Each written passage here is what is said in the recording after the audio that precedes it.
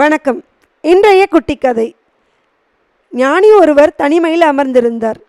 அந்த பக்கமாக வந்த குரங்கு, ஐயா, தாங்கள் எந்த நேரமும் தனிமையில் ஏதாவது சிந்தனை செய்தபடி இருக்கிறீர்களே, இதன் நோக்கம் என்ன என்று கேட்டது. இந்த பூமியில் பிறந்த எல்லா உயிரினங்களும் ஒரு நாள் இறைவனடி சேர்ந்தாக வேண்டும். தொடர்ந்து பாவங்கள் செய்தபடியே வாழ்ந்து கொண்டிருந்தால் இறைவன் திருவடியை அடைய முடியாது. பாவ செயல்களில் இருந்து விலகிவிடவே தனிமையில் அமர்ந்து தியானம் செய்து பிரார்த்திக்கிறேன் என்றார் ஞானி.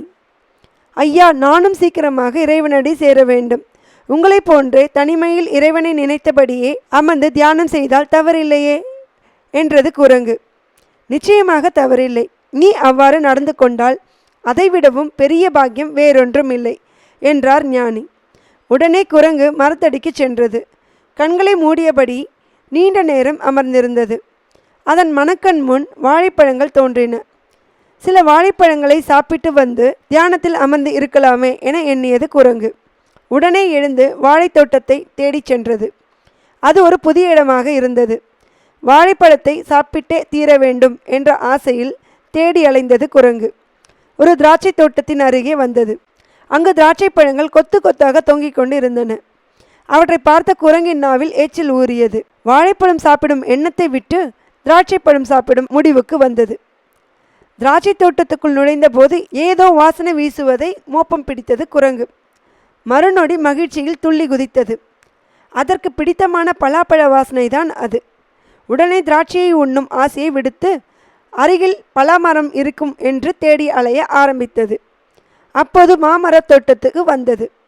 அங்கு பலாப்பழங்களை சாப்பிட்டு கொண்டிருந்தது கரடி. மாமரத்திலோ ஏராளமான மாம்பழங்கள் காணப்பட்டன. அவற்றை பார்த்த குரங்கு பலாப்பழத்தை மறந்துவிட்டது. மாம்பழத்தை சாப்பிட நினைத்து வேகமாக மரத்தில் ஏற கால் தடுமாறி பொத்தென்று கீழே விழுந்தது. எழுந்து நடக்கவே முடியவில்லை. அப்போதுதான் ஞானியின் நினைவு வந்தது. மனதை அடக்காத காரணத்தால் ஒவ்வொரு பழத்திற்காக ஆசைப்பட்டு முடிவில் துன்பத்தை தேடிக்கொண்டோம். மனதை அடக்கிய ஞானி ஒரே இடத்தில் அமர்ந்துள்ளார். இனி மனதை அடக்கி இறை சிந்தனையுடன் இருக்க வேண்டும் என முடிவு செய்தது குரங்கு. குட்டீஸ், மனம் ஒரு குரங்கு மாதிரி. அது எப்போதும் தாவிக்கொண்டே இருக்கும்.